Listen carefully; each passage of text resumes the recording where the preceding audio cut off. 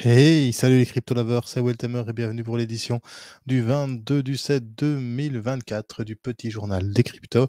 Alors, on passe sur CoinMarketCap. Qu'est-ce que tu vois? En une semaine, le Bitcoin nous a pris 6,02%. Ça fait plaisir. On a le Fury Index Greed qui est en train de remonter à 64. On a un volume qui a explosé à 65% et le market cap global qui aujourd'hui prend 0,29%. On a un Bitcoin à 67 427,25 dollars, pardon. L'Ethereum qui prend en 7 jours 2,16%. Le BNB qui nous prend 2,77%. Le Solana qui est toujours en 5e position, qui est en train de rattraper le BNB plus que 2 milliards à 16,23%. Le XRP qui s'est réveillé, mon petit Jean-Pierre Riffard, toi t'es content, 15,80%. Suivi du Dogecoin à 15,94%, du Toncoin qui perd 6,84% sur une semaine, et le Cardano, la petite énorme de mon cœur, qui perd 1,66%. Il y a des gagnants, il y a des perdants, c'est ça, les crypto-monnaies. Alors, si tu es nouveau sur la chaîne, bienvenue à toi. Moi, c'est Will Temer. Tous les dimanches, pour le moment, je fais une analyse de clôture hebdomadaire du Bitcoin et j'essaye de déterminer vers où va aller le Bitcoin. Si ça te plaît, tu peux aussi me rejoindre sur mon compte X, @Wiltemer, tu auras le lien en description. Et c'est parti pour l'analyse du Bitcoin. Alors, on va sur TradingView, on vient ici, c'est le Bitcoin sur Bitfinex. Je n'ai même pas mis, mais il y a un petit souci, il me manque mes indicateurs. Donc, on va juste faire ça.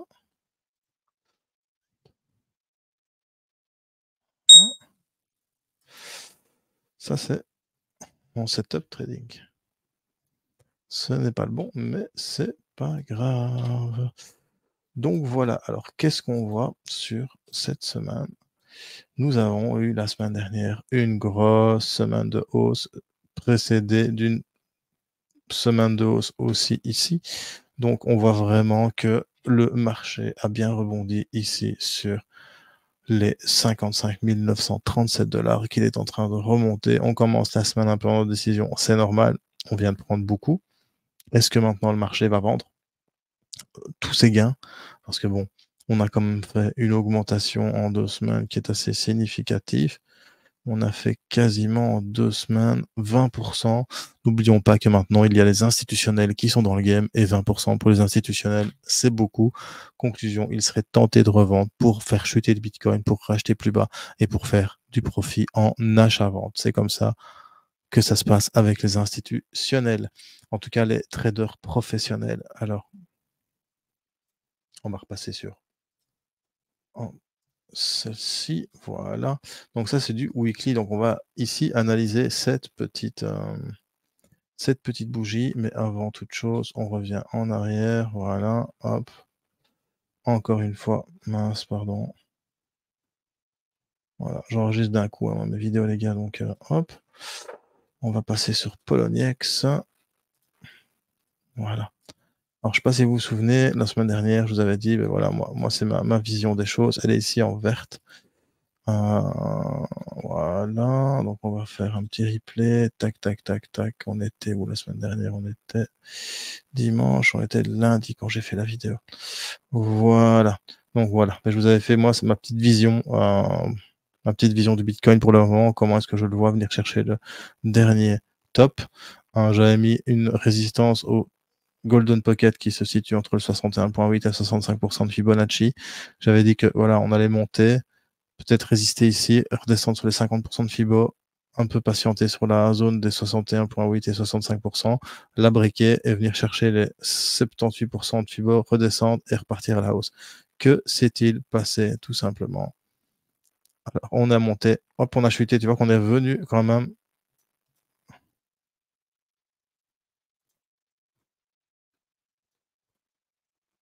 Donc, ici c'est important de voir que on est monté pile poil sur les 68, le Golden Pocket Fibonacci. Et puis on est redescendu ici, tu vois bien, on est redescendu. Hop, on va zoomer un petit peu. Hop, attends un peu. On va zoomer sur vraiment ce qu'on analyse. On analyse ceci. Voilà. Donc tu peux constater qu'ici, on est venu chercher les 50% de Fibonacci. Après, le lendemain, tu vois, on est venu tester le 50%, on est remonté, puis le lendemain, on est revenu tester une deuxième fois, plus ou moins, hein, pas dessus. Puis après, on est repassé dans cette petite zone rouge, comme j'avais dit, qu'on a stagné dedans, tu vois. Hop. Et le lendemain, on clôture au-dessus, on vient essayer de chercher les 78% de Fibonacci. Voilà, on a été les chercher, et maintenant, il y a un risque qu'on redescende et qu'on vienne reprendre rebond sur les 65% de Fibonacci et qu'on reparte à la hausse tout simplement. Ça, c'était ma petite analyse de la semaine dernière et c'est plus ou moins, allez, presque ce qui s'est passé. Donc, j'avoue, je suis assez content. Maintenant, il ne faut pas s'exciter non plus. Hein, vous savez bien, des fois j'ai bon, des fois j'ai mauvais. Ici, moi, ce que je vois, c'est que le MACD, on est seulement passé dans le rouge, enfin dans le positif, pardon. Hein, tu vois, ici, tu as le 0. Voilà. Tu as le MACD qui repasse seulement au-dessus du rouge. On a eu un golden cross ici, donc pour moi, c'est bonheur. Je pense que ça serait bien qu'on vienne chercher quelque chose par ici. Donc, la prochaine, si on vient péter les 78% de Fibonacci ou les 80% de Fibonacci ici, le prochain, c'est 71 921 $. Ça, c'est comme ça que je vois les choses. Alors, il y a d'autres indicateurs qui me montrent que c'est peut-être ce qui va arriver. Donc là, on est en daily. On va regarder un petit peu le beam indicateur. Tu vois, sur le beam indicator, on voit qu'en fait, à chaque fois qu'on est dans cette zone-ci rouge, tu vois, après, derrière, ça pump. Rouge, après, ça pump, tu vois. Alors, le beam indicateur, c'est pas compliqué. Il y a une green zone. Ici, c'est la long zone. C'est là qu'il faut acheter. Tu as la red zone, c'est là qu'il faut vendre. Et tu as l'intermittente entre les deux. Maintenant, généralement, quand tu arrives, tu vois bien, quand tu arrives ici dans les 0.9, 0.19, 0.20, juste après, tu as une accélération suivie d'une correction et que tu rentres dans cette zone d'achat qui était la dernière fois ici. OK? Donc voilà. Je pense que ça peut être assez sympa. Il y a d'autres, hein. Il y en a d'autres qui me montrent que le Bitcoin est pas mal. C'est le stock to flow aussi. Dans le stock to flow, tu vois vraiment qu'ici, on est à 67 000 qu'on devrait être. Non, attends, on est ici, pardon, à 65 000 et qu'on devrait être à 166 000 selon comment dire, le calcul stock to flow de plan B. Donc ça, c'est plutôt pas mal. Il y a aussi les moving average. Ça, c'est quelque chose que j'utilise beaucoup. Mais tu as la 1558 qui est plutôt pas mal aussi. Mince, hop. On va recommencer. Stock to flow, moving average, 1458. Voilà. Tu vois que la 1458, elle tient le cours du Bitcoin. Généralement, ici, on a vraiment été beaucoup dedans et on est déjà au-dessus. Mais pour elle, on est déjà dans la zone verte. Tu vois, donc quand tu es dans la zone verte, après, tu as souvent un pump qui arrive. Ça fait un petit temps qu'on est dans cette zone verte, mais on n'est peut-être pas encore assez, tu vois, dans cette zone verte. Et alors, précédant cette zone verte, ici, c'est du bleu. C'est pas du rouge, tu vois. Eh bien, tu vois que précédant la zone verte, quand c'est du bleu, après, tu as du rouge, quand c'est du bleu. Après, tu as de l'orange ici, puis quand c'est du bleu, c'est du vert, et puis c'est du rouge. Donc, il y a peut-être le pump qui va peut-être arriver. Encore une fois, tout ça, ce ne sont que des spéculations. Moi, je suis juste un gars comme toi, tout simple, directeur de supermarché, qui est dans les crypto-monnaies depuis 2017, qui est dans la bourse depuis 2008, mais qui reste humble et qui dit, c'est pas parce que j'ai bon 5-6 fois sur 10 que j'ai bon tout le temps. Mais bon, voilà, il y a plein d'indicateurs qui sont assez intéressants, qui te montrent quand même que le Bitcoin, pour le moment, pardon, il est plutôt pas mal. Alors, tu as aussi, attends, où il est lui? Le hash rate, non, ça c'est sur le mining. Price projection, indicateur, voilà, bam, l'indicateur. Hop, le RSI, bah, tu vois que le RSI, pour le moment, il est ici à 68. Donc, il est vraiment dans la zone neutre.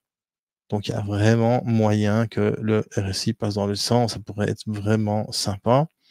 Hop. Moi, j'aime vraiment bien le BIM, hein, j'avoue. Le BIM et alors le MACD, quoi. Le MACD, voilà. Pour moi, le MACD, c'est quelque chose d'assez impressionnant et assez spectaculaire. Il n'y a rien à dire. Tu as la signal line ici, tu vois, comme je t'ai déjà expliqué, tu as le prix. Et ici, tu as le MACD où il se trouve par rapport au 0, tout simplement. Donc voilà. Ça, c'est un petit site que je vous conseille, c'est charts.bitbo.io.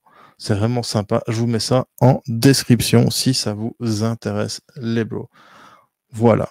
Cette petite analyse était très facile cette semaine parce que ça fait un petit continuation dans la tendance haussière. Maintenant, on va voir ce qui va se passer sur le Bitcoin. Moi, je pense vraiment qu'on va revenir chercher les 65 570 pour revenir après breaker le 80% de Fibo et pour revenir chercher les 100%. Encore une fois, n'oublie pas, moi je suis juste un gars comme toi qui kiffe grave la crypto. C'était Will Tamer pour le petit journal de crypto. Si t'as bien aimé, tu mets un petit pouce bleu. Si t'as pas aimé, tu mets un petit pouce rouge. Mettez des commentaires, partagez. Moi je réponds à tout le monde. Je sais qu'une vidéo semaine, c'est pas folichon. J'aimerais bien pouvoir refaire un live tous les jours comme je faisais avant. Mais si je dois faire un live tous les jours comme je faisais avant, ce sera pas avant 21h, 21h30. Et le problème, c'est que j'ai une femme. Je pense pas que ma femme, elle serait contente si tous les jours à 21h, j'étais pas près d'elle. Donc voilà, c'est Will Tamer. Je vous souhaite une excellente fin de soirée et je vous dis à la semaine prochaine. Peace, my bro.